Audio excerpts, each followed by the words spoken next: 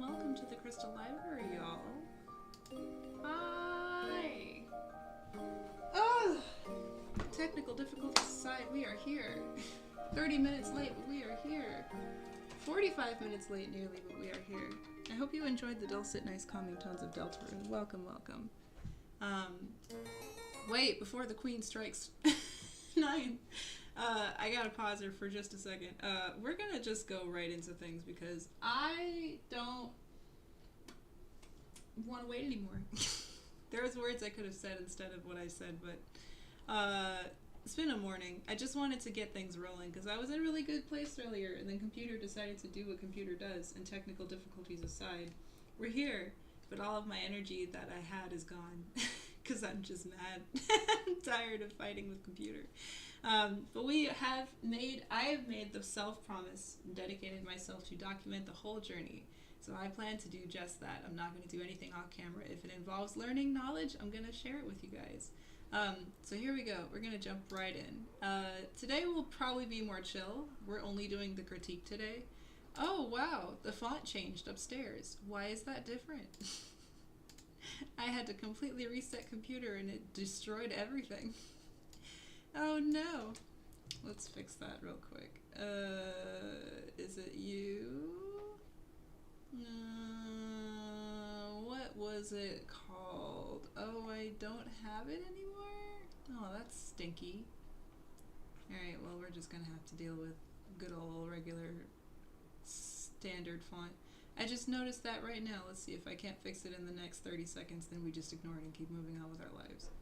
I guess I've uninstalled everything. Jeez, I uninstalled some stuff to get this working, and it destroyed everything. Oh no! Well, I guess it's just gonna have to be that. Alright, well that's boring and ugly, but we'll leave it there. Today we're working on Cav's critique. Yay! Alright. I'm tired. Let's start. I'm sorry that I'm coming in with this blah energy. We'll hopefully pick up as soon as anatomy starts. I'll enjoy myself again. I just have to get started. So let's get started. Exclusive Proko energy only from the premium section. Critique. Go.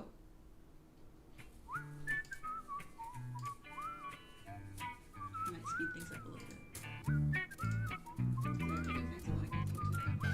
Hey guys, welcome back to Proko. This is another critique episode. Today I'm going to be critiquing your calf assignments. I provided you with 4 photographs, and the assignment was to do shaded drawings, so to spend a little bit more time on them than we were doing before with the quick sketch assignments. I wanted you guys to actually shade them in, think about the forms, the halftones, and really analyze the forms a little bit more detailed than what we did before. Alright, so this first critique is for Haruhiko. This is one of his drawings, so it's a side view of the leg bent. The anatomy looks fine. The only thing is that the shading is a little bit undefined. Like, I would try to simplify your shading in order to reveal the forms more than what you're seeing on the photograph. Because these are still studies. Like, we still want to make sure that we're showing the anatomy, we're accentuating the anatomy, we're designing the anatomy to look good. We're not just copying the photograph. And so what I mean is, if you look at this whole anterolateral area right here, and I know when we did this assignment, we haven't done the anterolateral muscles yet, but we could see the volumes on the photo very clearly. So your shading, it doesn't show each of those volumes as a little cylinder, like a little tube running down the leg. So I want to show you a little trick. I mean, this is a simplified way of thinking of shading, but it's a good start. When you want to simplify something, this is a really good start. So basically, here, let me show you the drawing I did. Okay. So that was my assignment demo for the same photograph. And you can see how I'm showing a pretty clear cylinder right there, right? You could feel how that's round. And then same thing on this one. You could feel that cylinder right there. Core shadow going all and the way then up. a little bit of reflected Very light symmetrical. for And the then edge. over here, another cylinder. So it's like 3 cylinders, and they don't look the same. I mean, they have variety in them. It's not like I drew 3 of the same thing side by side like fingers. They're slightly thicker, one is higher, one is behind a bone. Like, there's a little bit of variety in that shape, but still, they're very cylindrical. And so here's a really quick guide that you can fall back on when you're doing cylinders. So every cylindrical volume is going to have halftone, highlight, halftone, core shadow, reflected light. Okay, it's gonna follow those steps. And I'm talking about a direct light situation like this, where you have a light source coming from one direction and you have some bounce light coming into the shadow. That's a very typical situation. So you're gonna have a core shadow running along the side here. I don't like to put it in the middle. You don't want to break forms in half. You want to either put it mostly in shadow, mostly in light. Usually you want to put more of it in light, and so the shadow is going to be a little smaller, but it really just depends. And then in the shadow, you're going to have a lighter tone. And when I say lighter, I just mean it's lighter than the core shadow. It's not a light tone. It's still a shadow. So this core right there, the edge between the shadow and the light is going to be a darker version. And then there's going to be a little bit of light reflecting back, bouncing off the walls, off the floor. Okay, and then coming from that core shadow, as we go into the light, it's going to slowly gradate from dark to light again. So that's a halftone right from there. And then we go into this area here where there's going to be a highlight or a center light, and then it goes back as it wraps around, it gets into shadow, or sorry, back into halftone again. Very nice. And then if you really want to, you can accentuate that highlight a little bit. Depends on the material. There you go. So then now you have this rounded form. Yeah, and then if you have 3 of them, like I have on my leg, you just repeat it 3 times. Core shadow, halftone, shadow. And then maybe a little bit of contact shadow from the halftone. And then see how right here I have it soft? If I want to indicate that it's the end of the form, I just add a sharp edge, and boom. Now it's obvious that this is a rounded form, and it ends right there. I'm just going to give it a stronger highlight. There we go. Okay, so just remember those 5 steps. Halftone, highlight, halftone, core, reflected light. Thank you. It seems like you have to remember that order, but it's actually pretty simple. You know, you got your light and you got your shadow. And then within your shadow, you just have that dark rim, the core light, the core shadow, and you have the light reflected light. And in the light side, you just have 2 halftones with a highlight in the middle. Pretty simple. And so this is a formula. This isn't how every lighting situation is going to be. This is just a really quick kind of go-to that you can fall back on. And this is what I think that you should accentuate a little bit more of. You should be a little bit cleaner in how you show each of these elements in your drawing.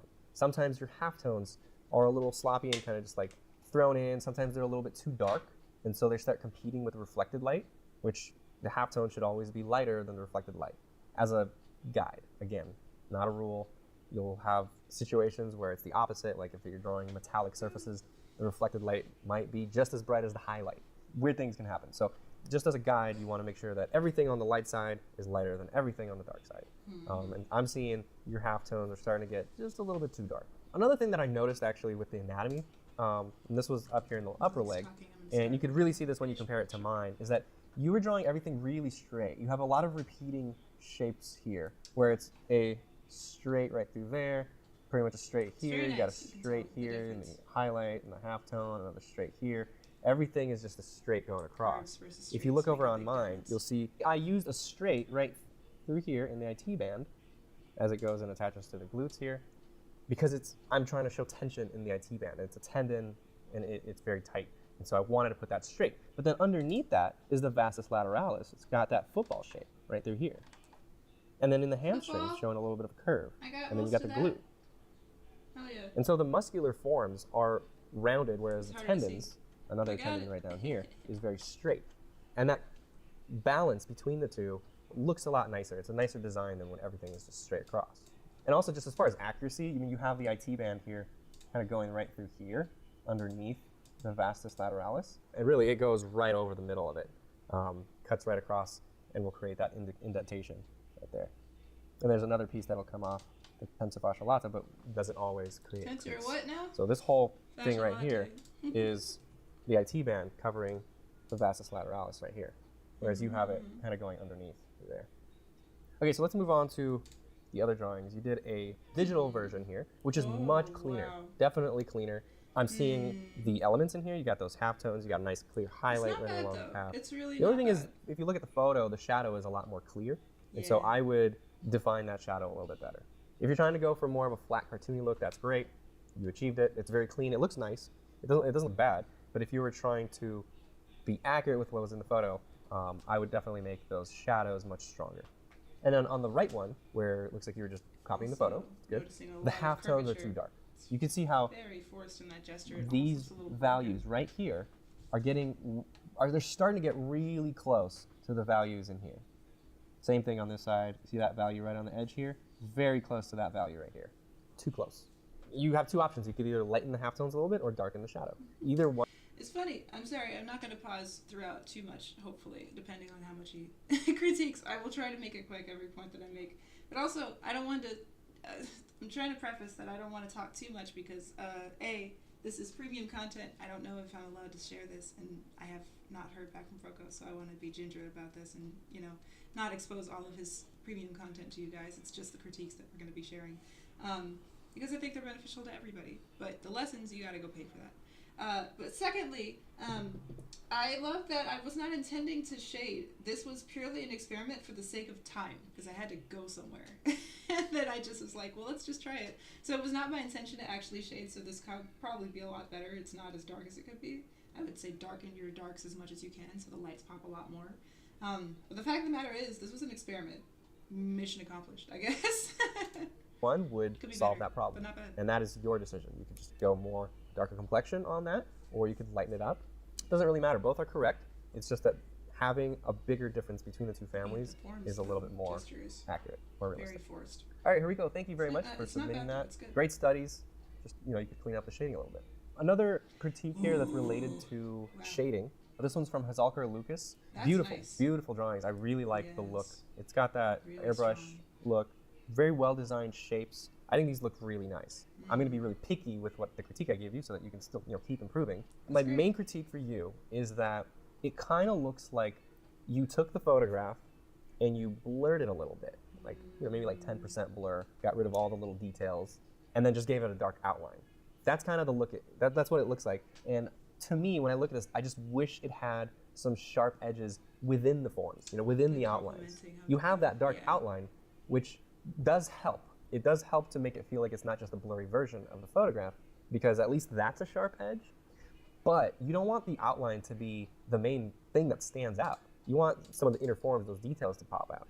Yeah, you kind of want that outline to knock back a little bit, and then put maybe some highlights or maybe a sharp edge in one of the halftones, whatever it is. Just, you look at the forms, or you think of the forms, and you think of where there would be a sharp edge.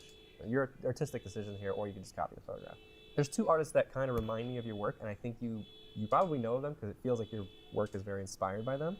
One is Max Grecki. I love his stuff. You can find him on Instagram. Oh, no. He's got a similar look where he's got areas where it's very soft, very airbrushy, like here. Right? We're not Cheeks talk and about here, the you know, caricature. areas where there's just a very smooth great. gradation across the form. Holy crap, And then that's he's got horrifying. areas with little details, with little sharp edges to balance it out. So for example, if we zoom in onto Oh, don't zoom here, in. I wish I had a high resolution version of this, but I'll pull this from It's fun, Instagram. though. You can see how right in here, he's got a lot of little edges. He's got highlights which pop the shoulder forward. Same thing in here, the little highlights, the little creases. They contrast those gradations really nicely, and they create this beautiful look. It's still kind of cartoony, like it's obviously not realistic. It's very stylized, but it's beautiful. And when I look at yours now, I just wish I saw some of that in yours. You know, like this area right here Everything's very soft. could have used That's some fair. details. Very undescribed. You kind of just, you have a few dashes, basic information, but there's tendons Diversity going and down variety there. brings You know, more to there's your the picture. bone right here. There's a lot of little details that you could have popped forward. Same thing in the knee. You could have put a sharp edge right in here on the tibia, just not the whole thing, but just like a little bit of it. Maybe a sharper highlight right through there, just a little bit, and then fading off. You know, little areas where you could push just a little bit of something that make it look nicer. Definitely something in the toes need to pop, a little sparkle. Maybe a really sharp edge along the front of the nail of the big toe. The creases in there. Also, just everything just a little blurry with a sharp outline. He doesn't actually have any outlines, but another artist that you kind of remind me of is Loish. I'm sure you guys have heard I of was Loish. wondering if you were going to She's bring got her like up. a She's million great. something followers on Instagram. Beautiful stuff. Look at her, the way she handled it. So she's got same gradations like I was talking about with you. You can see all the really, really subtle turns of planes in the jaw and the cheeks from the the bottom of the lip Very here to strong the chin. understanding of Very facial subtle anatomy. tonal changes there. But in the areas where she's trying to guide your eye, the focal points, like the eye in here, she's got a lot of sharp edges, a lot of little details, and your eye is just drawn immediately to that. The sharp Same thing in outline the is very lip, nice. lots of little sharp edges, I do highlights wonder- in the I along don't the know nose anything where about Loish, but the I assume planes she's an suddenly artist that change. was self-taught. And 'Cause also, I remember she seeing her has work an outline. forever ago. You see how She's consistent. all the way around her whole thing, Let me know, y'all. she's got an If you know if outline. She went to art school or she was But a self-taught artist. Notice which how is it's great. not just one black outline. She changes it as she goes. She changes the thickness. It's thicker right here in the nose. It gets thinner as it goes up and a little bit lighter. And then it's dark right here as it kind of connects the value eyebrow of to the color. eyelashes. It's beautiful. And then it turns You back don't into have this to use pink black one. and white to still And see it value. kind of just blends in with the face a little bit. When you look at the whole picture, the outline isn't the thing that stands out. It's the little details within. So these drawings are from Felix Gaffert. Nice drawings, Okay. well shaded. I like it. Okay. I'm gonna start with the one on the left. I think overall it's a little too skinny. The Yeah. foot is too long, and the calf has that snowman effect a little bit too much. And also, I think you misinterpreted the It's not soleus and the bad. gastric The medius a shading little is bit really from the nice. photo. I'm Let sure me there's show a you lot the of photo effort real into quick. it. It's So here's the pretty good. photograph, and you have what it looks like Yeah. is a really sharp edge right here, and it seems like that's the edge of the Awkward gastric cut. medius on your drawing. But if we look at the photograph, the gastric medius is right here, and I'm pretty sure it goes right up to the edge right there, and then comes in through here. We don't have that big distance between the gastric medius and the edge, which That's you're fine, attributing I get to it. the soleus completely. The soleus is right there, but it gets hidden underneath the gastric medius right up at this level. So more like that. If you looked at my assignment demonstration, I exaggerated that even more because usually what you'll get Excuse me. for athletic calves is the gastric medius right here will have a very sharp turn like that. And I exaggerate that a little bit by bringing the gastric medius out and then pushing it up real quick. And so you kind of went the opposite direction, and it makes it look a little puny. It's kind of weird. It is a little bit strange when the soleus is the main mass and the gastric medius is this tiny thing in the middle there. So yeah, I think just overall, I think it's just the proportions of this one that are hurting it. Yeah, the Foot lighting's too pretty big, good. soleus and gastric medius Some proportion interesting ratio choices is on off, feet, and the but whole thing it's just pretty seems a good. little long and skinny at the top there. But again, art But is not just subjective. that, I think also growth is more the important than the gesture looks. could You be feel the strength. pushed a little bit. Not even pushed. I think you just stiffened it up a little bit. You straightened it Yeah. too much. So let's clear the board here, and I want to show you what I think it should look like. So from here, this is the top of the tibia. I think we would cut in a little bit, and then you follow the gesture of the tibia all the way through here. And then you got the straight of the foot, which you got pretty well. And then thicken it up a little bit in here. It's definitely, you're thinning it out too much. And then bring out the gesture this way a little bit more up here on this side. Bring it back down. And then thin it out in the ankle. And then remember I said the foot is too long, so I'm going to bring it down, get the heel right about there. The corner of the bottom plane is right there. And then this cuts in. Oh, excuse me. That gesture is everything, though, to me. It's beautiful. So notice how I'm kind of bringing the gesture out this way and then back in this way. It's curving it a little bit more. And then, of course, on the left, you're going to get the gastrocnemius. When you counter that angle with the calf, it has to be so and this is minute the shape that I said I wanted to exaggerate, like that. And then the soleus comes out from underneath it. Yeah, yeah. But it's a lot more subtle than what you have. And then follow the rest of the curve down. So I'm pushing this whole volume out to the right, and then the foot out to the left, and that curves it a little bit. And you might think that I'm like exaggerating this right now, but I'm not. I think what I just drew is actually much closer to the photo than yours. So you don't even have to exaggerate the gesture. Being more accurate to the photo actually would help. So let's just move my drawing over to the right and see how close I got. Wow! Boom, look at that. I don't really think I exaggerated that much. I mean, you know what? I want to play that game now. I want to see the before and after. I don't think I can do that right now. But that's fun, just to see the tracing of how close you were. Well, let's see. I want to try. I just like to mess around sometimes. Let's see. Before. Yeah. Oh no. I need a new layer. Can I? Yeah. And then if I, yeah. Yeah. Something like that. Oh no. We're not doing this for all of them. I just want to see maybe a couple. Oh! Okay, I think I stiffened it up a little bit. Oops. Let's see. Not distorting it, just making it bigger. There we go. Okay, yeah. I intentionally did accentuate that gesture a bit more. But considering... is this squishing it? Yes, it is. No, I don't want to squish it. Hold on. I want to make sure this is lined up as accurately as possible. That does feel pretty close. That's crazy. That's crazy. That's actually awesome. Cool. So yeah, we basically got the gesture for the most part. I pushed it out a little bit this way and a little bit this way on purpose just to get more of that curve. But at least proportion-wise, I think we got it for the most part. The heel is right there. The tibia ends right there. Yeah. Yay! Okay, now I want to see the rest of them. I like this game. I just want to see the other ones real quick. Let's do this guy. Uh-huh. And then,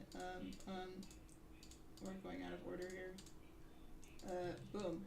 Nope, that's the wrong picture. No. Yeah, no. Give me this one. There we go. Yeah. How off are we? Is this a good test? I think these are a little bit, what is it? Did I get this? Let me see. I started the legs down here, so they're a little bit smaller. Well, no, the butt crack's up there. Never mind. Okay, so proportion-wise, we were a bit off here. We were, kind of all the way off. That's fine, though. Proportion-wise, I think these legs are a little too short. They're a little too stout. But that's okay. Accuracy, at the end of the day, I'm not really looking for complete accuracy, as long as it's not completely blown out of proportion, to the point where it's unrecognizable and it looks wrong. It looks incorrect. That's not bad, though. I think for the most part we got in there. It's just a little too short. But that's interesting. Yeah. I don't usually do this test because the gesture shouldn't look exactly like the picture. An artist is, you know, adapting the picture to their liking or their taste to accentuate or push certain features, obviously. But that is a fun test to see, like, how off were we. Alright, let's see. Number 2. And put this on multiple. Okay, not nearly as accurate as the last one. But, for the record, this is mostly showing bone, not muscle. I didn't put any juice on the meat on the feet. And there's no meat on the feet. Yeah! Again, same issue. So, this is actually very helpful now. I don't usually do this, but this is a very helpful little test to see how off are we. All of my pictures are squinched, just a little bit, just squinched. But for the most part, we kind of got it. We got the base of it. Alright. Just a little squinched. Just a little squinched. Alright, and the last one. Let's go goodbye. I want to make sure to get rid of them all. Yeah, okay. Yeah. The best one. I'm very proud of this one. Let's see. How off is this one? Oh, baby. Wait a minute. Wait a minute. Where does the torso start? I put his nipple up there. Oh, no. Well, it's a little too small in the legs. Wow, he's got meaty legs. But also, I drew bones and not feet. I drew bones and not feet. So you know what? We got him throwing it back. He's really leaning. I have him angled down a bit more, because, yeah. But that might also be partially A for the gesture, and partially B, when I do a squat, I can't have my back that upright. That's hard. He's got a little more badonkadonk than I have here. It's a little more angled. If you, like, ever so slightly rotate it, it's basically there. It's close enough. It's just a little more leg room here. That's not bad, though. That's not bad. Waiting for a microphone to come back so I can start talking again. Stop. There we go. All right. Cool. Yeah. Carry on, sir. Pushed it just a little bit right there, and maybe I could have gotten a little skinnier there, but overall, like, I'm following that curvature of the tibia from the knee all the way down to the toe. And then what you did is straight down. And I think that's a pretty common theme that I'm going to be seeing with these critiques today, is that you guys aren't following that S curve down the leg. You know, you follow the curve here, yeah, the gesture is and then all you in the follow legs. the That's my curve favorite here to the toe, to the big toe. Too. So it's an S curve. Really, the whole body has And then, gesture, but overall, legs. the hamstrings, you kind of look for a Love the legs. straight, and then on the inside of the tibia, you look for either straight or that very powerful curve that I just mentioned here. So that's it for the first one. The middle one, I think, is closer. The proportions are much closer. I think just that foot, again, is a little bit too long. Foot. I would kind of start bringing it in a little bit sooner. Maybe like here. Shorten it up a little bit. And then the patella just seems a little underdeveloped. It looks really squishy. Try to put in some straights, maybe indicate some perspective, some corners in there. Just think of a little bit more blocky when you're doing bony parts. And then the third one over here, again, proportions. The foot, I think the foot on this one is the biggest so far. And one thing that you could use is plumb lines. If you're doing it from the front. Yes. I mean, if you're drawing from imagination, or if you're changing the pose, you can't really use plumb lines. But if you're just going one-to-one study from the photo, a plumb line helps because you're just comparing angles and vertical alignments and stuff. And one plumb line that would have helped you here is from the bone here, the head of the fibula. If you draw a straight line down, that should have been the big toe right there, but you have it all the way up there. So that's too big. It's also just too long. What are we doing The top of the leg, the upper part of the leg looks really small compared to the length of the shin on here. And so I would probably cut it right there. Looks a little bloated. It's a little too far out. That. Patella should be right at the top of the foot. Yeah, Plumb that feels lines a are lot very closer helpful with for studies, proportions. And then also just the thickness of Do you want more about this part right here just feels weird, and I think it's mostly because of the shape of the tendon you put in. It's more like that. It's a really powerful straight right across here. And it actually goes right up to the head of the fibula, so make sure you track it correctly. Sorry. You're tracking it all the way up here into the knee, if it's not correct. And that just kind of gives it some structure, that straight line across there. I don't know why, it solidifies it. And then as far as your shading, it's pretty good. You definitely have your elements in there, especially in the two on the left. You've got a core shadow, you got reflected light, halftones, highlight, all that. And you're using that hatching technique, which could work, and you got it under control. It's working pretty good. But I think that sometimes it just gets a little bit too vague because with the size of your lines, you can't really do too much detail. And so it kind of starts to get blurry. Everything's just a little blurry and undefined. Like, for example, this whole area right here, like this doesn't look like a 3D form of what's happening there. Like, I don't feel the tendon coming across and it being really thin and tight, and then a blocky bone over here with a bottom plane. I don't feel any of that. It's just kind of like some lines going across that don't really define the form very well. Not nearly. You know, it's kind of like this area. You've got these lines going across the top, but it's incomplete, right? And that's fine because you're kind of just fading, you're shading down into the foot. But a little bit of that is still left over in the Achilles tendon and the fibula there, which it shouldn't, because this is a calf study. That's the main part of what you're studying here. And so you shouldn't leave any kind of undefined areas like that in the calf area. And then like right here, this whole bottom shadow area, I would like to have seen more definition on there as well. Like this edge right here just kind of tapers and fades into this outline, but it doesn't show how that muscular form transitions into the tendinous form, right? It just kind of ends up, and now it's an outline, and this is like a flat plane, but it's not. It's actually just, it is flat, but it's got roundness to it at the bottom. And so I would have liked to see, you know, the bottom of the hamstring is like a soft muscle, and then it connects into this much firmer core shadow along the tendon. And then this attaches to the glute area right here. And so you show a little bit of that and how this is kind of fading out into this. Hold up. What did you do? Because I have yet to compare them. Oh my. Oh, nice. Very nice. You have a lot more visual identification here than I see. I don't see a lot. There's really not much I'm seeing. Frankly, I'm not an anatomy master. I know enough to get by. But I see the glute, booty, yeah. And then there's some hamstring. You got some mountains in here. Some really hilly mountains. They're not that defined, but, you know, to each their own. Hamstring 1 and hamstring 2 are coming out to play. Thing 1 and thing 2. I'm assuming some tendinosis and membranosis. And then this is all the big, what's it called? High T-band. Did I get that in there? No, that's tendon, that's the biceps femoris. That's the one on the outside, right? Yeah, this is IT band up there. Okay. You just see a lot more than I do. I see this little hill right here, which I think is IT band and lateralis, but you're really going in all there. Okay.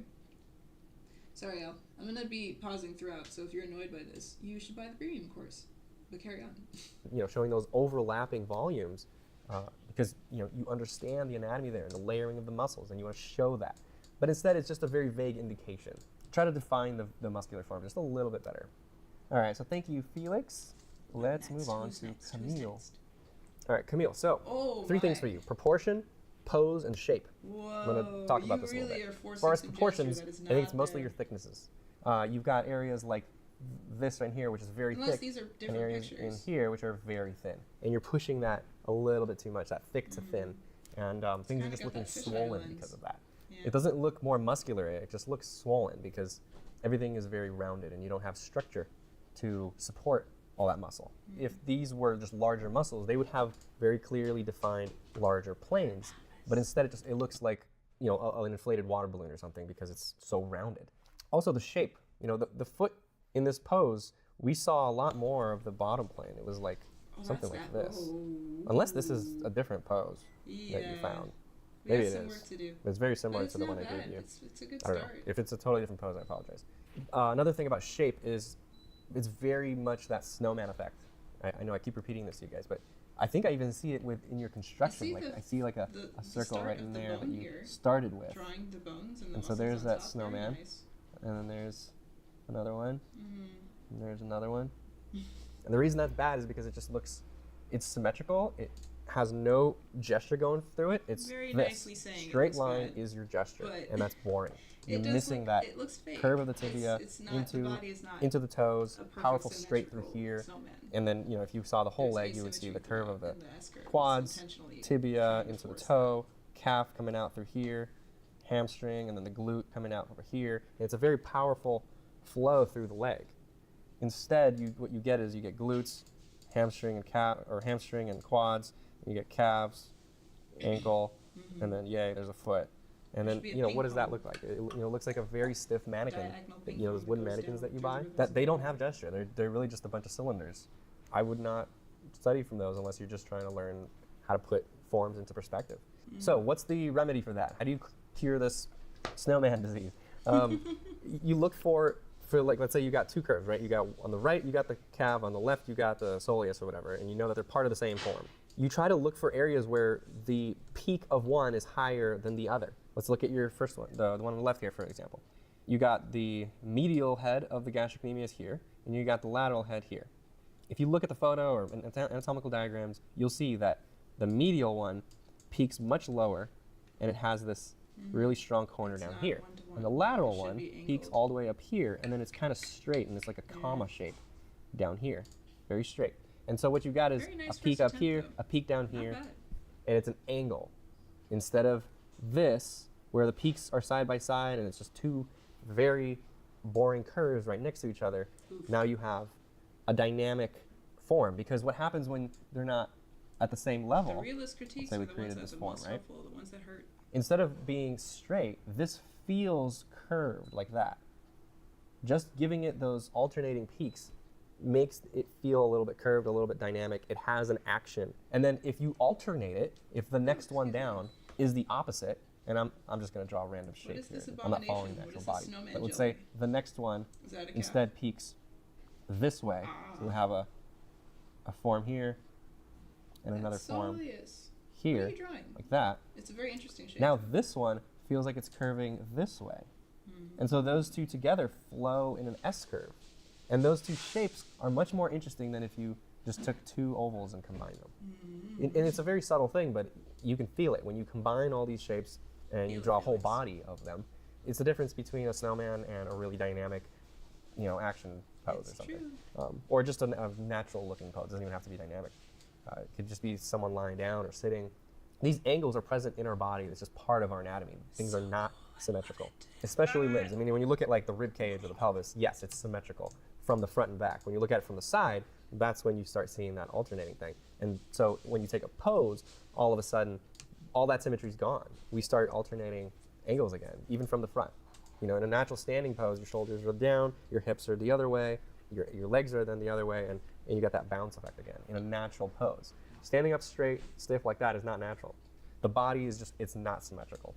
Try to, everywhere you draw, every body part you draw, try to look for areas where you could add asymmetry and that alternating angle thing. You have page 2. Again, this is perfectly what I was just describing, right? You got a straight across. And I think I just showed this to, was it Felix? Where look for the curve in here for the quads, curve in here for the tibia, down to the big toe. And then through the hamstrings, you can pull more of a straight or curve it in this way if you're just looking for the gesture. And then pop the calf out this way. And then really sharp connection in here to the heel. Go see the lesson. So lots of tension down here in this area, right? The foot is supporting it. You can feel that weight if you start adding these zigzags, these corners, pinching in the heel because it's compressing up. Lots of tension through here. Powerful straight at the bottom. And so this flow feels way nicer than this straight, which is made up of that gesture, and then you can play with the snowman anatomy inside. all the way down. See that? Symmetry. This one's better, not as symmetrical, but still symmetrical. I can see that you're looking for symmetrical shapes on both sides, even where they shouldn't be. Like right here, you drew this curve exactly opposite of this curve, which it's not. If you saw the rest of the leg as it goes up, you'd see that they're very different in the way they peak. This is straight in here that you put in. Nice. Great. It's one of the only straights that I see on the contour here. And it feels great. It's like, boom, all right, finally, a little area of rest where everything's not swollen. I would have liked to have seen more straights through here. Also, a straight through here. This Achilles tendon is an area where you could have put a little straight in through here. Heel, make it a little more planar. Some areas in the toes, especially on the ground plane. There's bones in here where you could put some little straights. A lot of areas where you can put straights and look for those areas. But anyway, you get the point. No snowman, no bloated forms. That's my critique for you. Thank you, Camille, for submitting that. The next one is Ronnie. Okay, Ronnie, I think your structure is great.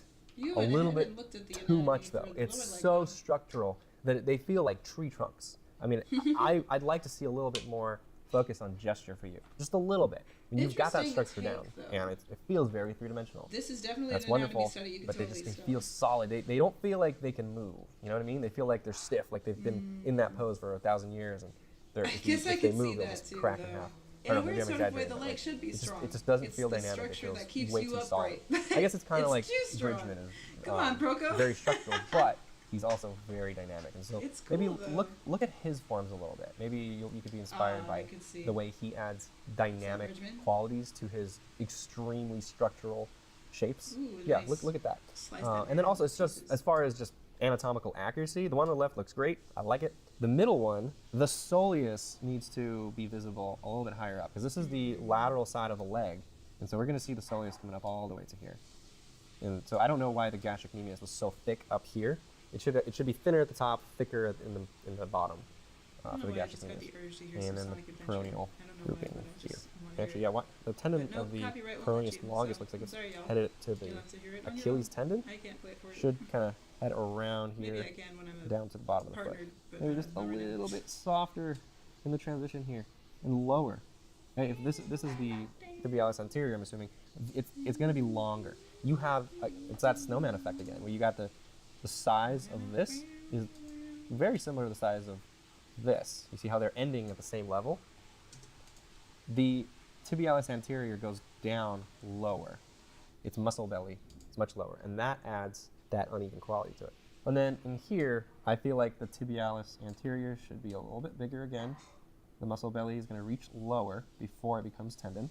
And then I'm guessing that this right here is the soleus, right? Because, yeah, I mean, the gastric comedius wouldn't be coming out that much.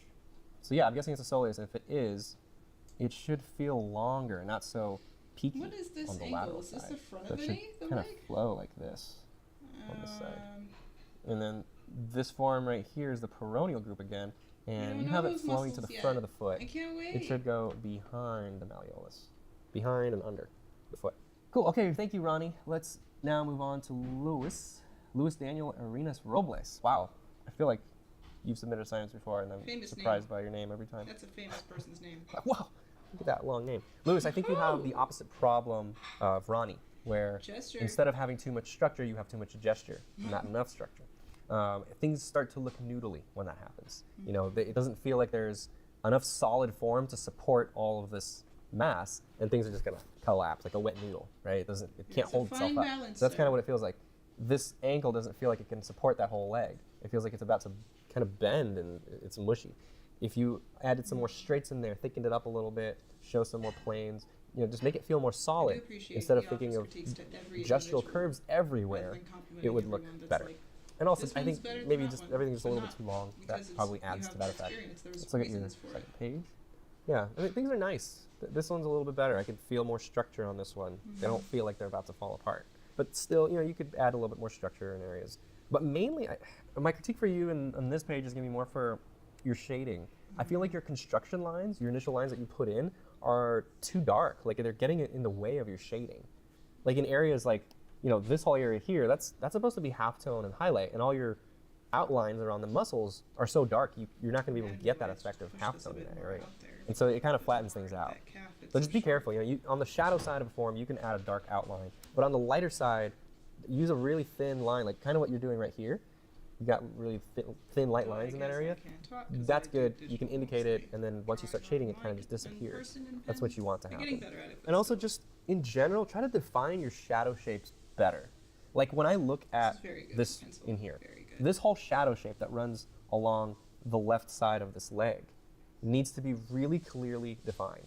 So let's go through it. Let's outline it, because that's how you need to think of it. Every shadow has a specific shape. It should not be vague and just kind of a little bit of tone thrown in. So I'm looking at the photograph here. Got adductors. That one you have defined. Great. Then you have a sharp edge here. But then the one you missed is there's a really nice core shadow right through here. It's soft, but it's pretty clear in the photo that there's one there.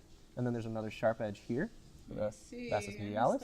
And then there's a really nice core shadow running along here. Yeah. And I'm not going to worry about the edge that I'm indicating. I'm just going to draw the shape. So there's a core shadow here, sharp edge with the bottom, a little cast shadow here defining the bottom plane. And then we get into this whole medial Quick form tip when placing of all shadow, the tendons and the bones in there. Close your eyes so you can barely And see there's a light. clear You can shape see running the through darkest there. and the lightest most And then we're different. getting down in here. Makes it There's really a easy sharp to edge contrast. where we get the calves. Here you indicated it well. Unless you see Pretty sharper clear the where it highlights is. and shadows are. And then it goes in here to the soleus. And then again, you kind of lose track where all of these little shapes in here are kind of getting in the way of me understanding what's actually going on. It would have been nice if this shape that you did include was a little bit more clear with less other shapes all around it with the same value and the same edge quality. Okay, and then we go down the foot, and then here you got it defined a little bit better until, again, we reach the big toe. And here it would have been nice if you had a really clear shadow across there and then across there. So that's how you define the shapes running all the way down. You should do the same thing here. I don't see a clear shape. I see a lot of lines all over the place, but I'm not really sure which of these planes is a shadow and which is a halftone, you know, because this whole thing is supposed to be shadow, but it's kind of light through here. Even the outline is lighter than this outline, which is not shadow, right? So it's kind of, it's confusing the way you're indicating it, because your shadow shapes have a lighter outline than your halftone shapes, so very difficult to understand. So basically, when you're designing the shapes of the shadows, try to define them well. Think about what you're indicating. And think about the shape you're going to put in there. Should it be just one round curve, or should it be a series of straights? Or should it be a curve with a nice corner and then a sharp at the bottom to indicate a tendon or a bony part or whatever? Think about what you're indicating and how you want to push that shape to design it into more of what it is. Because drawing is a language. You're communicating to the viewer what it is they're looking at. And if you can make it more clear, then it's like speaking clearly. You know, people appreciate it when you speak clearly to them. So yeah, anyway, thank you, Louis. Sorry. Next is Shashanka Ghosh. Okay, so Shashanka, I think you're doing a really good job. It seems like you watched the lesson and you understood what I'm saying, and you're following all of the design elements that I talked about, and you're overlapping things correctly. Overall, it's pretty good. I think there's just like a lot of small errors, and they all add up. And so there's not like one particular thing that just like jumped out at me as being wrong. It's gestural. I feel like there's structure in there. You've got some shadow shapes indicated. It's like you started doing that, and what you've done with indicating the shadows isn't wrong. I think it's just incomplete. But all of those things could just be improved a little bit, you know? Like you've got areas of structure like in the foot, and you're showing it in the calf, but then you don't really, I don't feel that structure in the knee and in the hip and in the heel on the right one. It's like you know there's structure, and then you think about structure in an area and you do it, but then it's not everywhere. And then gesturally it looks really nice. I don't think there's anything wrong with the gesture. But then the shading, like you started and then you didn't really finish it, and so it kind of just gets in the way when you start shading, but it doesn't get done. It's just a bunch of lines that don't help with showing the form. You might as well have just been a little bit more clear with the linear indication. Glad to see of the that form. I'm not the only one that's struggling. Yeah, I guess it's overall everyone's just like, no, I'm not here to teach better. feet. I know that's a really bad way of saying it, but I think I maybe just need more practice on all these things. He's trying his best, Proko. The good news is I don't see anything being terribly off. Probably just need more mileage. Just keep practicing all this stuff. You didn't make any big mistakes, so good job. Jesus. All right. Ben McCrea says, good job. Found a drawing by Michelangelo where the pose very closely mirrors that of the Proko calf drawing assignments, or one of the calf drawing assignments. It was one where I tried to imitate the style of the old masters, and a comparison between the two clearly shows the difference between a master and a wannabe. I've noted some of the things I think are crucial aspects I need to work on. Feel free to chime in. Okay. See what you got. Let's look at the photo that he found. Okay, so the one of Michelangelo's is this one, the second one. And then the other three are all He's Ben's. got such good shading. Ben, I think you did a really nice study on the left. I love that Michelangelo's that's great. picture The muscle is areas basically look one really except for nice. foot. The bony parts, I feel like I want to see more structure. Not in the patella. The patella looks pretty good. Oh, but wow. That is really cool, though. I just got to note the fact that this is a sketch of a picture of a model. Because, again, back then they didn't have pictures online. You just look at the picture of a person and maybe a cadaver. You cut them open and see it. Sartorius is so strongly defined right there. It's just a flat, solid plane. And then you get some of the inner thighs here, quad. You can see the outline, but you can also tell where the shading is differentiating what muscles and what is pulling and pushing.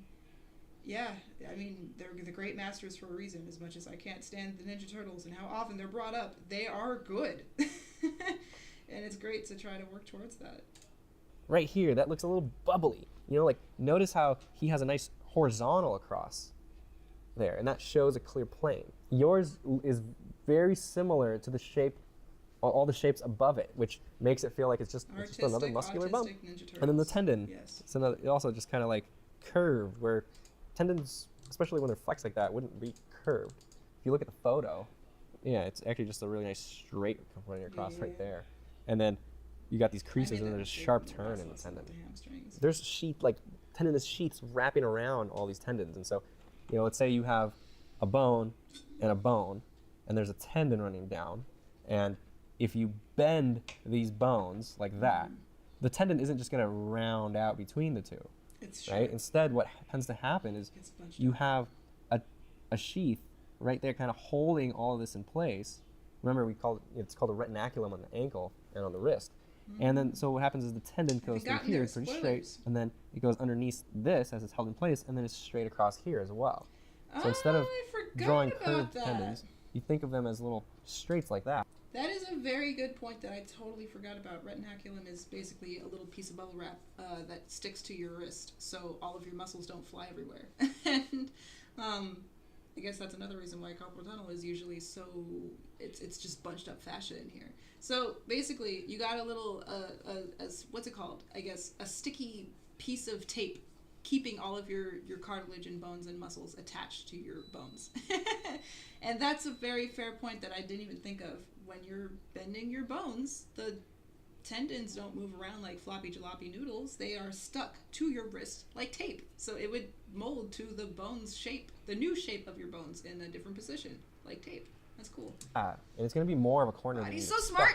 So that's kind of the issue I saw in there on your foot. Did I mention My criticism of Michelangelo is that his stuff is a little bit bumpy. But, I mean, it's Michelangelo. You know, anybody critiquing Michelangelo is just going to sound like a dick. So you can critique the old masters. And everyone say it's needs perfect. to be Michelangelo's critiqued. great. There's no mistakes. But I actually like a dickhead, enjoy your but study do of it. This one, of the knee, a little bit more. I think yours is better. We've learned a lot Yours more is since indicated a little more clearly. You've got nice corners in there. I like yours. Maybe also it's just yours is more high res than his. So, all right, enough bashing Michelangelo. Wow. But yeah, the thing You that heard it you're here, showing Proko, here that you bashing learned from him Michelangelo. is the idea of not no getting one the can sculpt snowman like him, look. now that. This is what you're talking about You right sculpt here. better than Mike. You've got just overlapping ovals, which add up to a snowman, and instead Linda you're looking David? for the gesture remember. across here, and then it turns and then follows the tibia again here. So instead of two straights, it's two curves. That's very correct. But it's not just curves that you need to look for. For example, I actually really like how Michelangelo in here has a very straight, like from the knee here, Sartorius it goes is one of pretty the much curvier straight muscles up that wraps all the around way up to everything. here until he starts to curve the sartorius in. Mm-hmm. But this is very straight. And then on the outside, he's got this curve, Bumpy line. and then the bottom part of this kind of mirrors it, and then another This is straight an going up. interesting study. And so it's not See just how the old masters curves. did it It's to draw a from combination of straights and curves and asymmetries, which if we look at it, you got apex here, asymmetrical, yay. And then all of these bumps that he's showing on the knee here, even though they all look very similar, they indicate something specific. He Kneecap, knows exactly bottom what of he's the femur, indicating. You know, like this one fibula. here is the patella, Yeah. right? And I could clearly see there's a top plane right there. And then it gets hidden. The patella stops. I mean, it goes underneath, but you don't see it anymore because all of this is the fatty kind of burst of stuff Fat pads. popping out. And then you have this ligament in through here. And then you got a tendon up here. And these are all muscles, and then this is bone. And then this is actually really nicely indicated right through here. I really like the way he's showing this plane of the tibia with a shape that's not just two simple curves. I enjoy that. And notice how, you know, the contour of this calf is really simple, but the shading on the inside is not simple at all. See how this shadow down here is much more intense? He's got a very powerful bottom plane here. So it shows a clear corner at the bottom through his shading, not through the contour. It's very soft through here, and then he's got another really dark area in here as it goes behind. And then again, very vague in here. All of this is very vague. And then because it's well, not vague, sorry, it's actually very clearly defined, but it's light. It's very light, and so it doesn't pop out. And then down here in the bone, it's much more dark, and there's a corner. And because of that contrast, that bone feels more structurally solid, Asymmetry. more of a corner, just like he's got a corner in the calf there. That just, it feels more structural. And so that contrast all over the place is really nice. And that's kind of what you're missing, what I was saying in your shapes. They're all very similar in your value of the core shadow and even in the shape of the form that you're indicating. Too similar, I think. And so try to show that contrast between something that's soft and round and something that's sharp and solid.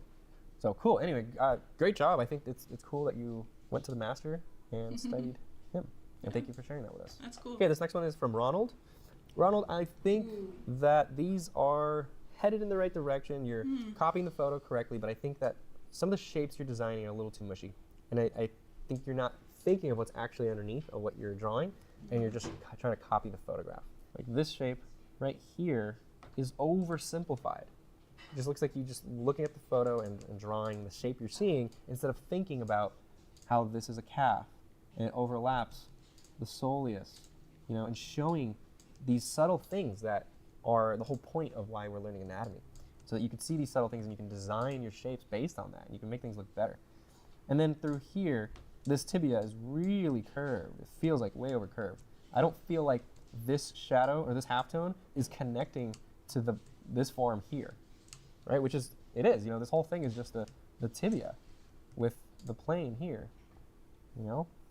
This whole inner plane, that's what we're seeing all through here. But it needs to feel like it's connecting to this big bump on the side of the leg. And it needs to feel structurally solid, like the corner that I'm showing here. Just indicate a little bit of that, right? It doesn't need to feel like there's a robotic bone underneath there, but it should feel like there's a plane change, you know? It's like, here's a good example where you got it in there, but it's just this round, very rounded form. It doesn't feel like a bone. Same thing with the heel. Such a great place for you to put some structure. Where you can show there's a top plane to that heel, and then there's a bottom plane, or a front plane, however you want to think of it in this case, right? There's the top plane, there's that front plane, and just showing that perspective would have been really nice. You know, you don't literally have to draw a box, but just elements of it indicated on the form would help. Let me see if my assignment demo shows that. Yeah, so look at this heel that I indicated. I didn't draw a literal box, but I definitely have this plane clearly indicated. I you know, and then this plane is rounded off, but it's still got a very obvious corner to it. A very strong and then this that shows you is an boxy obvious shape. plane down here, and Mm. another one here. This one's in shadow. This one's in a darker halftone, and this top plane is a lighter halftone.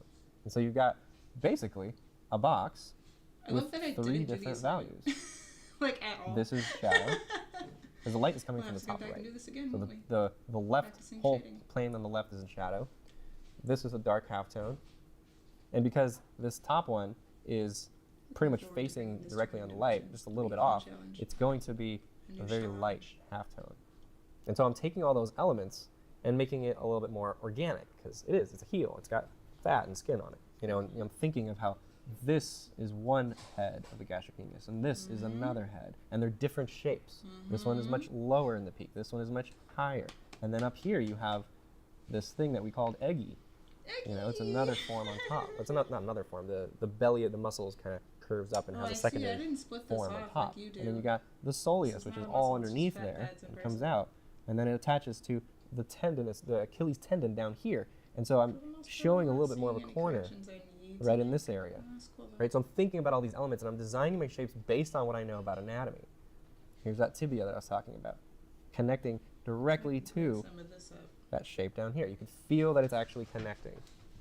So looking back at yours, you can see how it's a little bit vague. It just looks like you're copying the photo instead of trying to understand what's underneath and showing it. I think you have another page. And yeah, pretty much the same thing. Looks like copying the contours, copying the shadow shapes, not actually studying anatomy. And there's value to that, but you know, this is an anatomy assignment, and so I'm gonna assume that that's what you're trying to do is study the anatomy. Stand firm. Thank you, Ronald.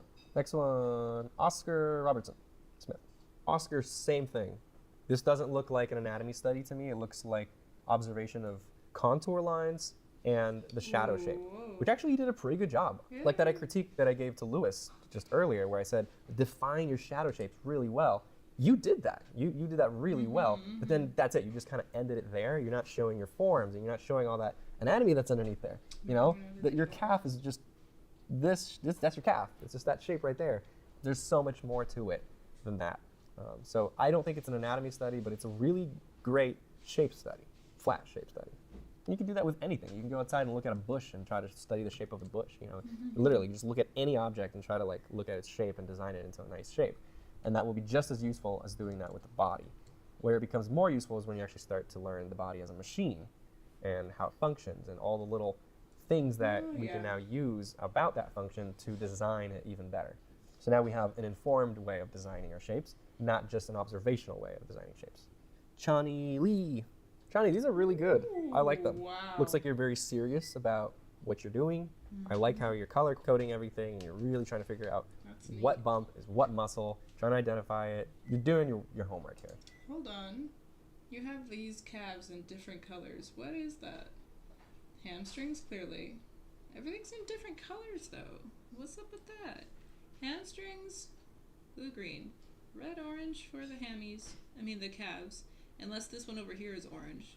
Can't really tell. Soleus. All of this. Gracilis, sartorius, and membranosus.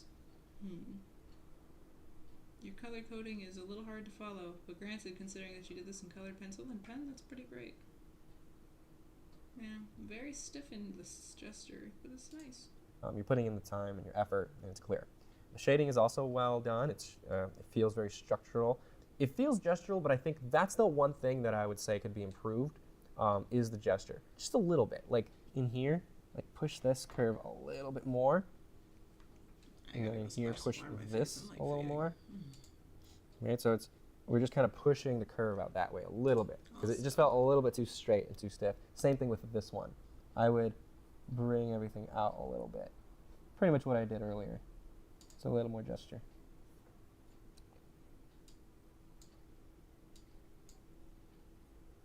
And then you have a page 2.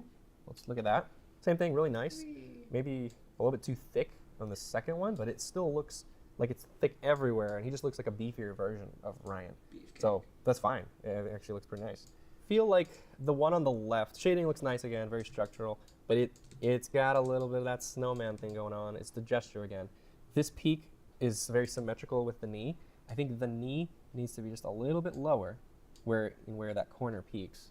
And then this one you could raise it a little bit, like maybe right there, so that we got a little bit of angle right there.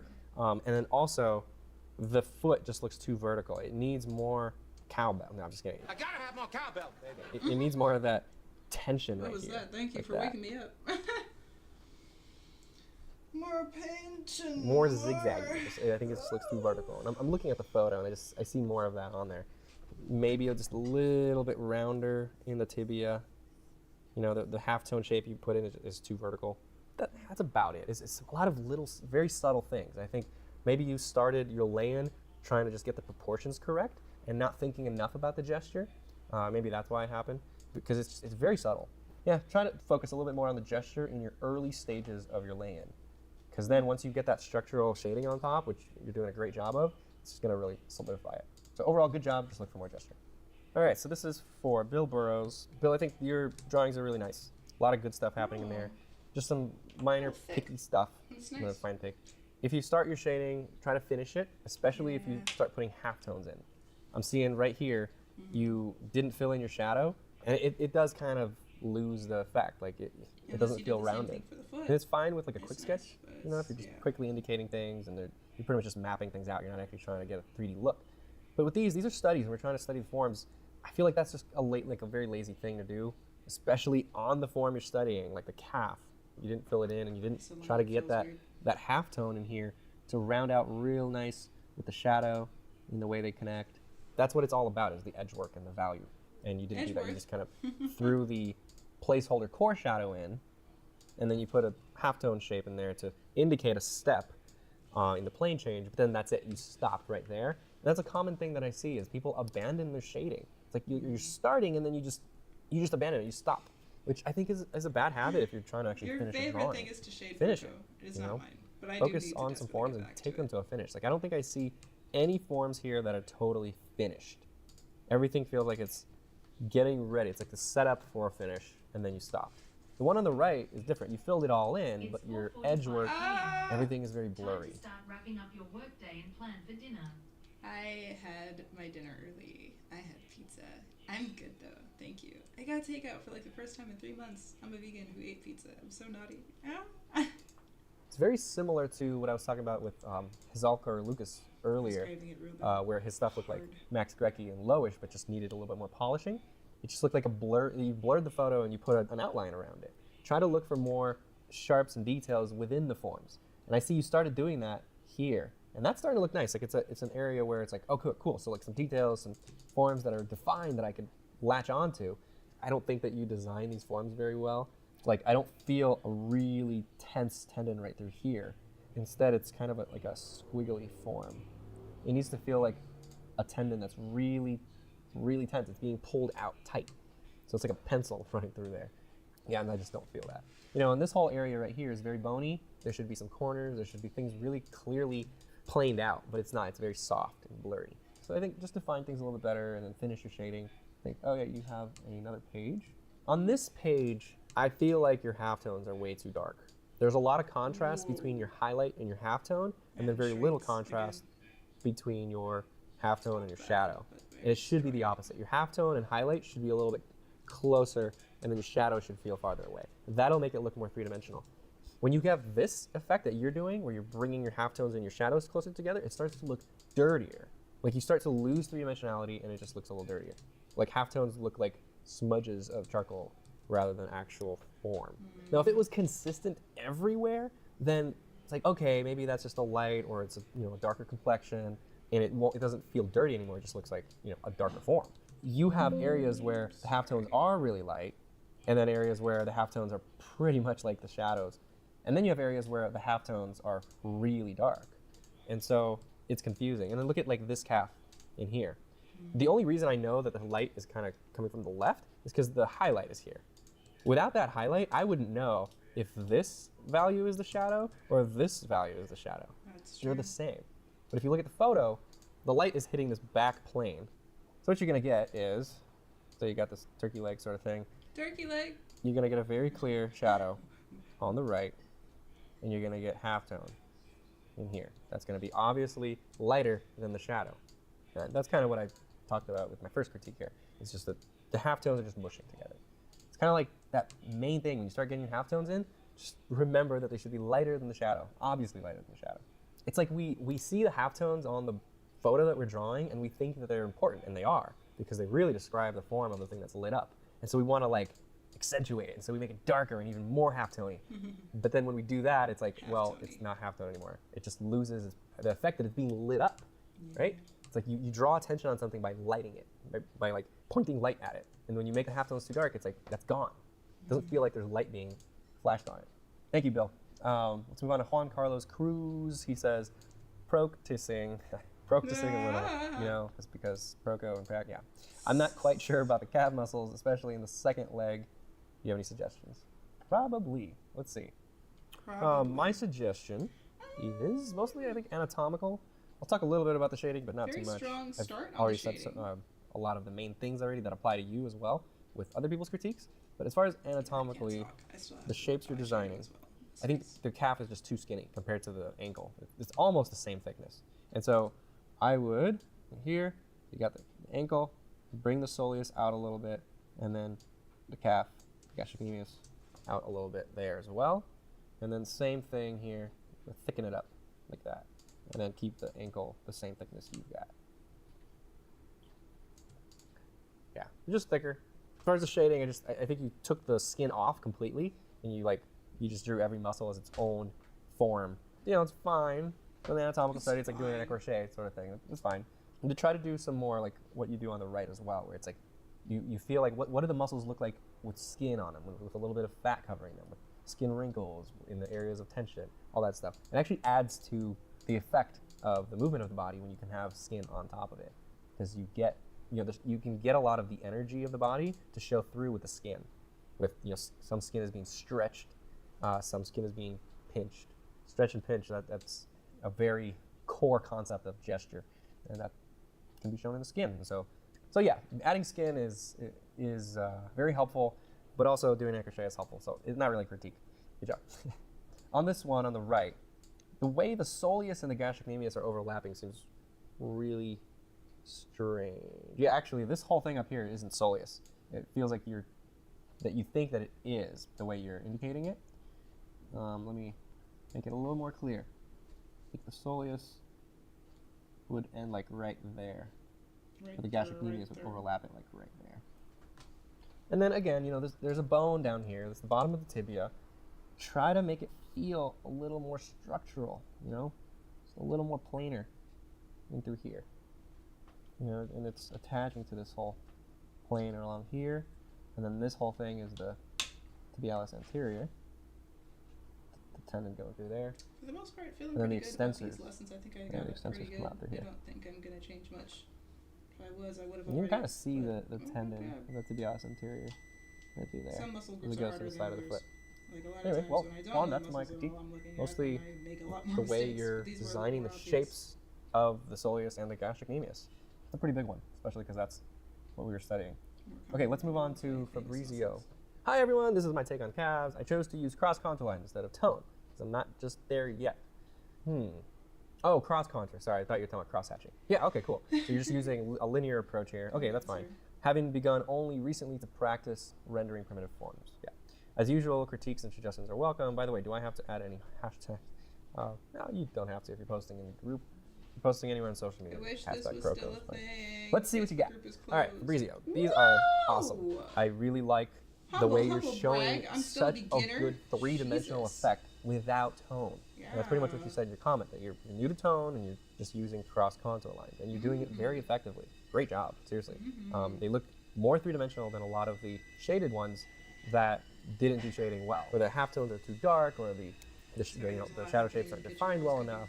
The edges aren't there, or the values are all off. If you don't do shading right, it actually just hurts the drawing. But you do got to start somewhere. So eventually, you're gonna have to jump in and just make all those mistakes. That's part of the process. So, but you're doing this well. So I want to critique your structure, since that's what you're doing here.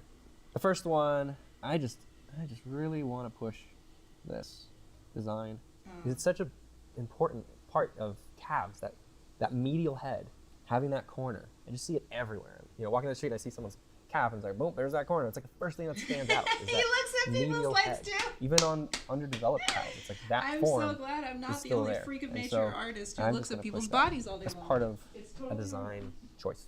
This heel, very good job.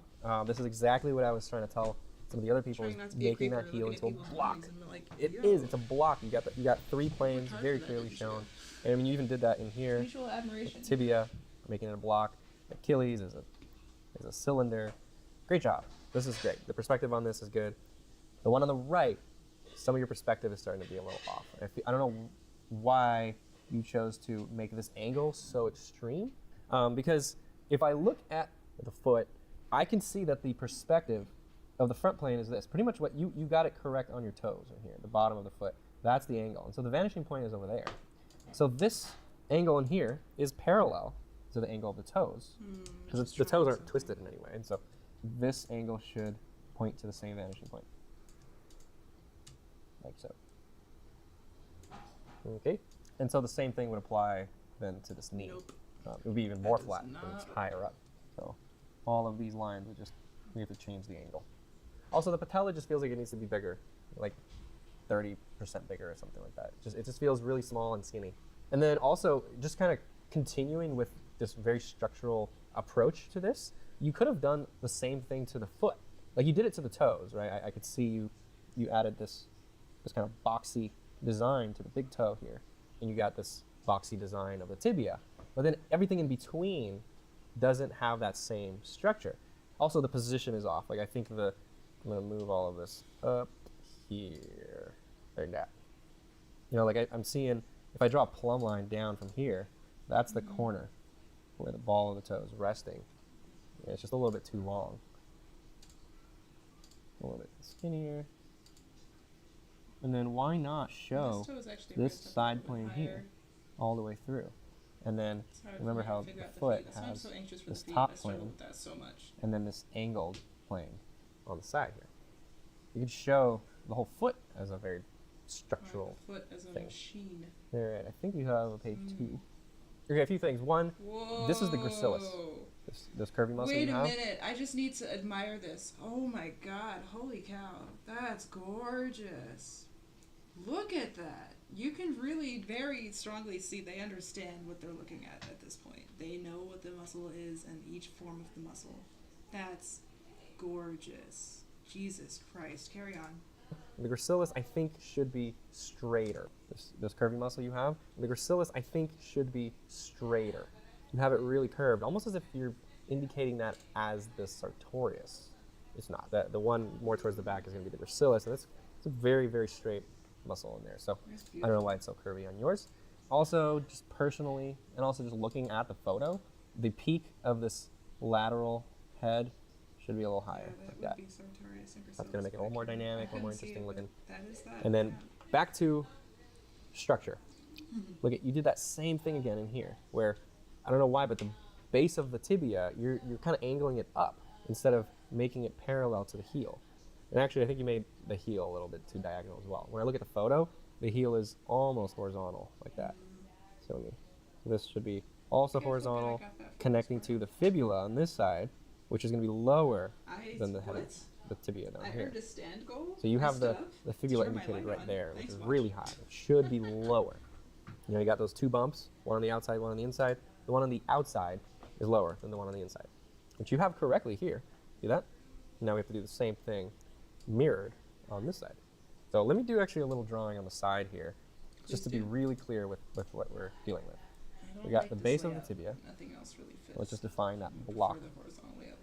Like so, and it's got a little hook that comes off of it, like that. And then the inside plane right here is curved. Okay, so very simplified version of the tibia. And then you have the fibula on the outside. I'm going to simplify that as well. And then the head is lower. All right, and then remember how the inside, the foot, and the ankle are kind of like a little hinge. You have a cylinder right there. And the tibia and fibula wrap around it like a wrench shape. Okay. And then the foot, or the heel, comes out from there, kind of backwards. Yes, and that's where you get that box that's playing right here. And then it goes back. Okay, so that's the back. Those are all the bones. And then let's change to another color. And then let's draw the fleshy parts. So you got the Achilles tendon, kind of comes up from here, and then attaches to the corner, like that. And notice how we're seeing this little piece of the fibula, which is what you were indicating up here, but it needs to be lower than the tibia. And another thing I want to kind of add that I haven't mentioned before, but I can see in the photograph, and it's very subtle, but I think it's an important thing to remember, is that the heel isn't just this bony block. There is a little fat, well, it's not little, but the squishy there's a fat layer all underneath. And it's soft. Like that. And so you're going to get the sharp corner right there, and then it's going to overlap. It's going to be overlapped by this fat pad, and then the fat pad is going to squish and be straight on the bottom and kind of curve as it is being pushed out towards the side. So satisfying. I actually, nailed that. Yes. And we haven't got to the feet yet. I saw it with my eye. There's all that stuff again. Oh man, so it is so clear now. Look at this. You see that corner right there? That's the bone, and then there's the fat, and then from here, you got the Achilles, and then there's the fibula, and it's lower than the tibia. Right there. There's that plane. Hot dog. All those little elements are there. If you that was real understand loud, I'm sure. this whole structure, it becomes easier to track all that stuff, put it in the right place, indicate things of planes when they're supposed to be very obvious planes, and indicate them as round forms when they're supposed to be, because you know what it is that's making those little bumps that you're seeing. Anyway, cool, nice little study here. Nice. When you break things up into super structural forms like that, it becomes a really nice way of studying things. It's like you have to modify it in order to draw it, because you're not just copying the photo anymore. You're redesigning it into a very, very basic form, and in order to do that, you have to understand what's going on. You can't just copy. This is a good exercise. Thank you, Fabrizio, for changing it up a little bit for us. Next one up is Benjamin Lotario. All right, Benjamin. I feel like it's a little sloppy. You need to approach your assignments with 100% enthusiasm. You got to be excited about it, and you have to put 100% effort into it. The way I like to think of it is, imagine if this was a project given to you by a client. someone who's actually paying you, would you be proud to give this to them? That's how, you have to approach your studies as a professional. You have to think of yourself as a professional before you're actually paid for it. If you don't want because it, that gets you into the habit of doing things professionally, and by the time you go out and you start working, you already know how to be a professional. You can take your work to that level. So you have to practice being a professional before you go out there. And I just feel like you didn't give it 100%. I feel like you got the skill and you watched the lessons, but you kind of just did the assignment just because. Just the way you started, you threw in some tone on the page, which is a good way to start if you're just doing like a tonal study. That's great. But the way you threw in the tone is very sloppy. The purpose of toning your page in the beginning is so that you get a nice, like, a darker value that you can pick out of with the eraser. But this, all I see is just a bunch of lines that are scribbled on, and it just kind of sets a messy start for you. And then everything after that is going to be messy and sloppy. So don't do that. Don't tone the page unless you're going to do it right. Otherwise, it really just kind of messes up your surface. So anyway, Benjamin, just approach it a little more professionally, a little bit more effort into the assignments. But you're doing well. Next one up is Rawad. All right, Rawad. Nice studies. I like how you're starting with that very blocky, simple, plain bones, and then you're putting the muscles on top. That's great. So let me look at the bones. Top of the tibia looks good. Bottom of the tibia, too straight. Remember how you have to have this curve in here. Yes. So this needs to come out. This whole inner plane is curved. That's why you get that C curve throughout the tibia. They have to be rounded. Just because of this plane. For that mobility and flexibility. And then from there you get that little hook. And then the inside can be a little straighter because that's where the fibula attaches. And then you get that wrench. Too much. On this side, I feel like the foot is twisted. Like if you look at the the foot here, we're seeing the bottom of the foot almost facing the camera. Almost. It's not a perfect back view because we are seeing a little bit of the inside, but not nearly as much as you're showing on yours. So it's going to be more like every time that. I save, it keeps moving things. Sorry. There's the block, and then lower portion, and then there's like a diagonal bottom plane in here. Mom's talking. And then toes. Something like that. Like if I were to break it up into simple forms, it'd be that. And then as far as the muscles, gastrocnemius looks pretty good. Could be designed a little bit better. They look like drooping forms. But then as far as accuracy, the soleus is just missing from the lateral side. You got it here, and then it's supposed to continue on this side as well. This is all soleus right here. See this little shape right there on the model? That's the continuation of the soleus. Those two. And they also, it's underneath the gastrocnemius as well. It's this whole thing, but the gastrocnemius covers it. Okay, you have another page. One thing I'm seeing is that for some reason you're kind of pointing this calf out to the left. I'm seeing it kind of on the model just pointing straight at the camera. It's like a really straight on back view on that leg. Like if I were to split it between medial and lateral heads, it'd be right there. Feel weird. Right down the middle. So that looks better. Don't turn it. Oh, and then for some reason you have, you indicated the muscle here, but then the actual contour line that you have indicated isn't actually following the muscles that you've shown. So it's like, are you saying that this is all fat right through here? It's not. This is gastrocnemius in here, and then right here is the soleus, right there, attaching to the Achilles, right there. And then here you got the anterolateral group, and then on the inside, flexor digitorum longus, right there. Yeah, the muscle, there's like very little fat on the calves, so the muscles pretty much make up the actual contours. Makes it a lot easier. And then on the right one, same thing. You got like the contour line is different from the muscle you actually drew. And also I think the bottom of the calf is way too high up. Like if I look at the proportions here, here's the top of the calf, here's the bottom, here's the heel. You have it more than halfway up. Now let's look at her. Like right there is the top of the calf, here's the heel, and then the bottom of the calf right there. See how it's actually a little bit longer than halfway on her. And then soleus right there, Achilles tendon right there. Yeah, so you're putting the soleus all the way up here. It's going to be defining the volume here. The one on the bottom here, it's the shape of the Achilles tendon you're putting. You're making it convex, kind of pushing it outward like that. I don't see that. I'm seeing pretty straight. Like this is going to go straight into the heel. So you're also bringing it down to the bottom of the heel. That's not going to work. So from the heel, it's going to be straight, and then it's going to be convex in the calf, And then the heel, actually, the perspective is a little off. You'd see a corner here, Wait a minute. and then a little bit of convex. fat coming out. And so when you kind of add up all those things, it ends up looking like it's concave. Because like when you have a convex form This is just gonna eat and into another convex form, and then you connect them with a straight, that straight area looks concave, right?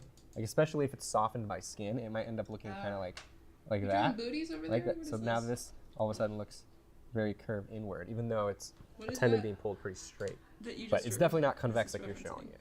And it definitely doesn't attach to the bottom of the heel.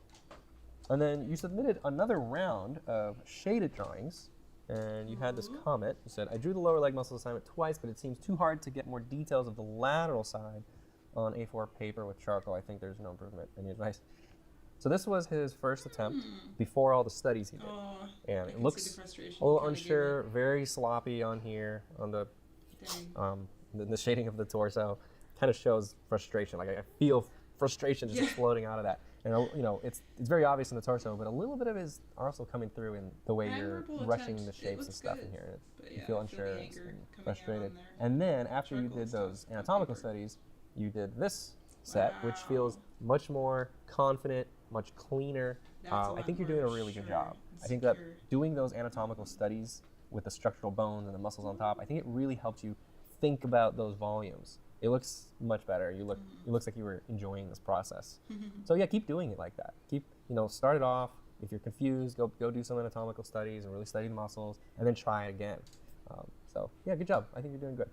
Keep going. Christian, Cavs Tonal Studies Part 2 cleared up the separation of light and shadow and corrected some mistakes. Not all of them, I'm sure, but better. Let's see what you got.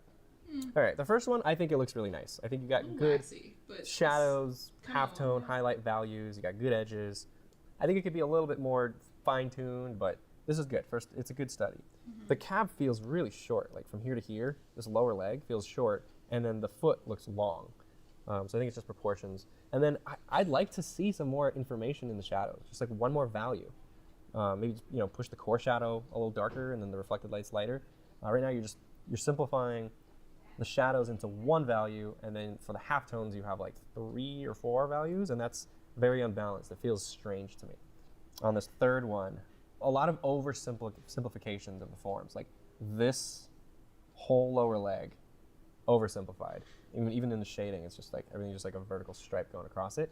There's definitely more that you can show I could in have the definitely edges. defined Like more in here when I look at the photo, I'm than I seeing chose to. really sharp edge here, a firmer edge here, very soft edge through here, and then kind of in between in there. And then in the way you put your halftones on this side, you could show, gastrocnemius, soleus, a little more bony in here, in this area. Yeah, you Okay, could got definitely some show of that. more information of the anatomical forms. You don't have to take her skin off and show everything underneath, but it just looks really cartoony, even though your shading is 3-dimensional. And I think it's just because of the forms that are oversimplified.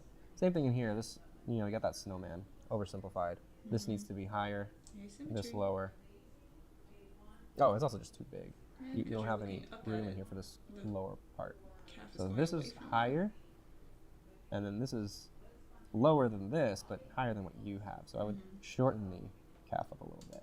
And you got I think soleus this feels better. and then ankle. Take that puppy With dog. this one, the values, the shadows are too light, especially since you got this really dark value for the underwear. You need to show that dark value in the the really deep creases. Some the of the underwear pinches in is here not are as really dark dark, as the shadow, and then but I a little get you. darker in some of the values, even in here. A little core shadow. It doesn't have to be black like that. Definitely not as dark as the underwear, but there's a lot of values in here that go darker than what you have. Even then, just an entire shadow area, just push it just a little bit darker. And also, this whole lower leg is just, I think, too thick. Maybe even too long. Okay, and then you have your second pass here, which is copycat less shaded, a little more shape. Looks like a little more focused on the shapes, which is good. I mean, I think that's one of the bigger things that was off on yours was the shapes that you chose to draw, not necessarily the shading. But look at Snowman, 2 symmetrical curves right through there. Much better in here, Ooh. but not enough. In the photo, I think it's Interesting more like attempt that. with the shading. where We you got got like the some Persona 5 dark lateral shading side here. here, He medial filled all side those like dark this. light areas. Yeah, so with keep looking black. for those Core little shadows design nice, elements though. that make your shapes look more gestural and more structural at the same time. I mean, So thank you, Christian. All right. Next up is Mattia. Dang, Mattia, I really Wow. like the look Whoa. of these drawings. Even though, like, for example, in this one, the shadow isn't I filled wanna in see all the what way, and that it's like picture is kind of referenced light in from. here. That's It beautiful. still looks really nice. Like, it still feels super three-dimensional. Yeah. So, yeah, I really like it. It looks gestural. The forms feel gorgeous. very, very solid. Yeah. You have a good combination of straights and curves. Yeah, really nice. Mm-hmm. You have another page. Yeah, these are beautiful. Very gestural, very structural at the same time. Wow. Stunning. This is exactly what I'm talking about. I can feel the movement, but you have these elements like Really right in strong here where I can shadows. totally feel that bone popping out. Mm-hmm. You got that subtle corner. You got some straights Nice in to here. save for last. You got a It's plane really change nice that's one. very obvious. That heel, even though it's not a simple block, See the feels very concateness? blocky, Mhm. and yet very organic. And at the same time, you have these pinches right through here, showing that there's compression. That that heel is being pulled backward. Really nice asymmetry where you got a large low muscle on this side and a thinner high muscle on this side. Yeah, lots of really good stuff. Very defined shadow shape all the way down. Look at that. All the way down. Variety in the edge quality, really nice. Yes. Okay, well, let's see. How can we improve this? Well, one, this foot feels a little stiff. It's very vertical. When you're doing feet, think of a curve this way. Uh-huh. You can kind of show this I curve could have here, definitely improved my and then foot. got the heel, Yeah, it's really nice. and then the big toe kind of pops out like that. And then overall, you have a curved shape. So instead of drawing like a heel, and then directly underneath that, you got the toes, you think of it as a heel. We're not at feet yet, With, Proko. you know, You going can't in this criticize way us and for then not coming back knowing how to this do way. something we haven't learned yet. Much more gestural that way. Feet I is mean, in I'm the 2 definitely lessons exaggerating ahead. that shape in the photo. But It's not it like that, is but I'm, very I'm strong. pushing it so you guys could Yeah. see. And if you're an animator, you would push it this much. You look We're at not. Tarzan. For draftsmen. Beautiful exaggeration of the forms. Yes. And then also some areas like this I love could be Tarzan. pushed a little bit in the gesture. Son of man. Same thing here. I would maybe push this foot a little bit more forward. The shapes are good. It's just I would kind of just move it forward, and that will make it feel a little more gestural. But anyway, Mattia, great job. Just really beautiful drawings. I really like them. Keep doing what you're doing. Good work. And last one up is Roy. Let's see, Roy, what you got here? Roy the It says, boy. hello everyone, here are my Show us drawings our of last calf one. muscles. The assignment was to draw the lower leg and use clean tones to study the planar structure. Yes, you're right. I hope you like it. If you feel like something is off or you have a critique, I would love to hear it. Let's see, what do I have to say for you, Roy? I think this is also really good. It's very similar to the style of what we just saw with Mattia, but it's just like almost there, right? Like you can improve your edge little bit quality, some of darker, the a shape little bit more design you're half-tone, putting in but could yeah. be improved. You didn't really finish your shading. Like, you started it and you have that core shadow, but you didn't really think of the edge of that core shadow as much. You didn't refine it as well, and you didn't fill in the Still shadows, strong. so it's kind of incomplete. I think you're really close. You could reach Mattia's level if you really put a little more time, a little more effort into it. Mattia's You know, level. like let's jump back into You're Mattia. getting there. Level up. Yeah, it's a very similar look, but look, it's just more refined. Like, look at the variety in the edges there. The core shadow's clearly defined. The Soft and variety in the lights, lines in sharp there, and like darks. dark and firm. You got a very sharp edge right there, very soft in Overwrapping. there where the calf is rounded. Yeah, just a little bit more refined, and that's what I think what you're lacking, but you're almost there. Your shapes are designed really nice. Like, I feel like this is really gestural. Shapes are really dynamic, but it just doesn't have that same quality. Like, look at the way you handled these areas that I was just pointing at Mattia's. It just doesn't feel as three-dimensional. It doesn't have that variety. I'm gonna Doesn't have go that back and study Mattea's work. 'cause, real man, nice focus it's the on queen of the the edge crop so quality. far. And that's what's going to make all your of them. shading improve your drawing rather than just kind of be there as another thing. So, yeah, everybody take a look at Mattia's and be inspired. Keep going.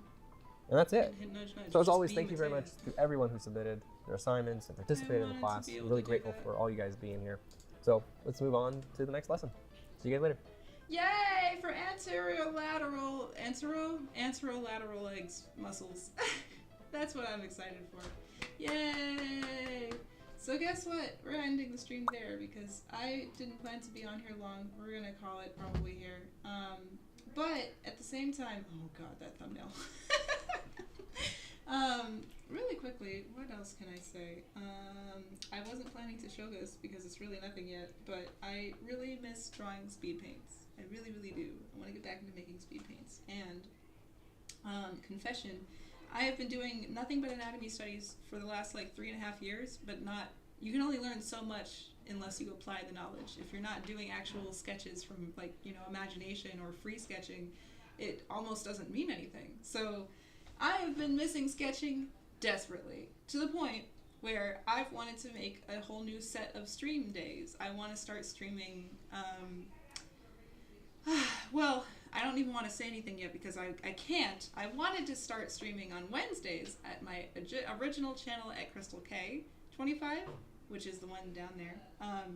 But again, my Wednesdays aren't free right now. I actually got something that just filled that time slot. So eventually, I would love to come back to that and maybe have like a day of just fan art on Wednesdays and making speed paints, and then Sundays is anatomy or learning stuff. So basically, eventually, to be continued, I want to add another stream day. But for now, here's a Noelle from Deltarune that I worked on. It took me forever to get a face that I was happy with, and those hands are literally my hands, ripped directly from myself, because I didn't know what I was doing.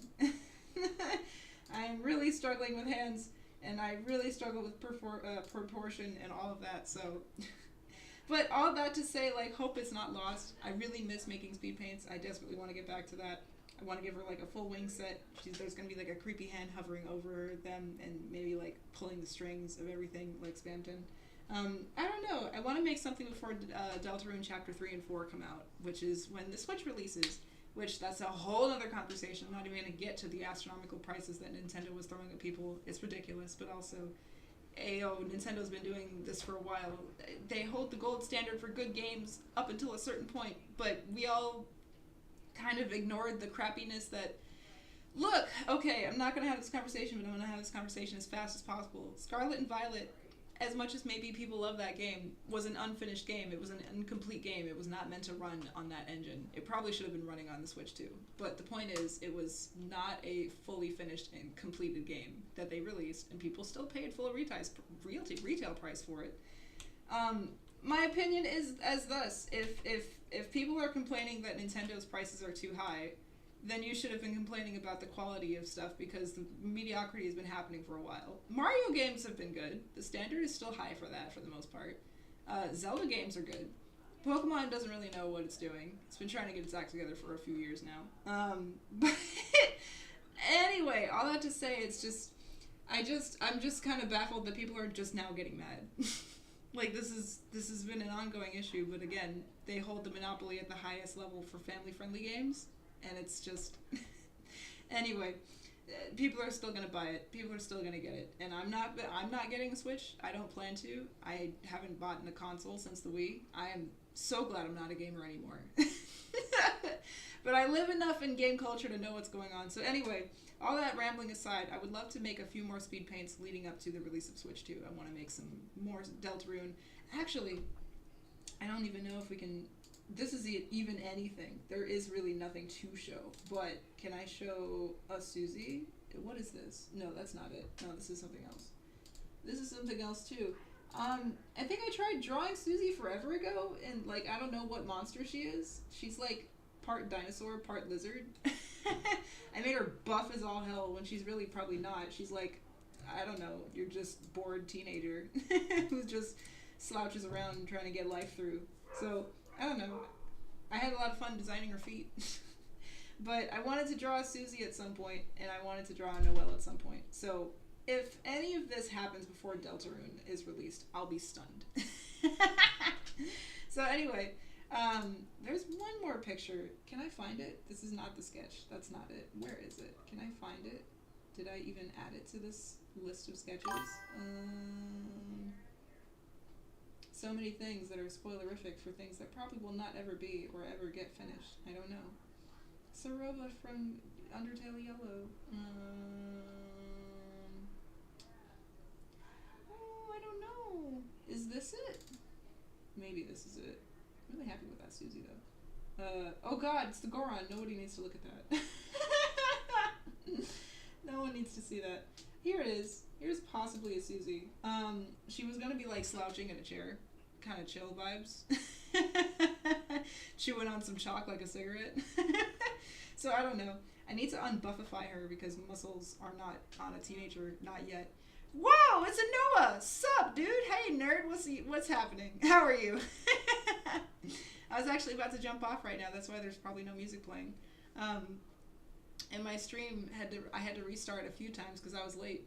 But there's a reason why my font at the top looks like butt. Anyway, how are you? Just calling all of my issues out. I'm gonna probably jump off very soon. I just wanted to quickly say a few things about how I feel about the Nintendo Switch presentation, because I haven't said it yet on stream, and it looks good. Prices are ridiculous, but it looks good.